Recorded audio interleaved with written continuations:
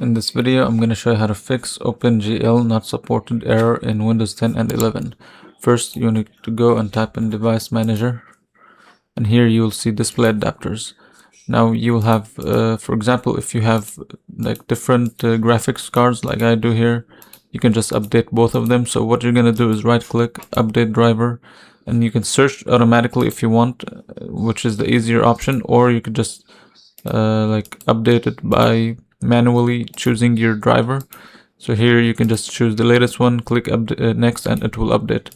You can do the same thing here and just click the same thing, and then choose and next, and this will update. Now if you want to manually update these, you can also like choose do something else, which is write the name on Google and update it. So for example, if you open here Google, so let me copy this name, Intel UHD Graphics, Intel UHD Graphics 770, let me see, 770. Then you're gonna type in graphics driver download,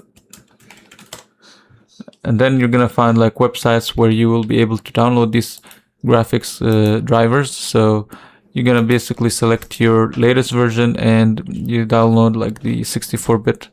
If your computer is running on 64, just download 64. And after you download, once you go here and click update and click browse, you'll be able to find it like through here. So you'll be able to just browse for that driver that you just downloaded, select it, and click next to update it. After you do this, of course, you have to make sure to restart your computer, and this will fix your issue.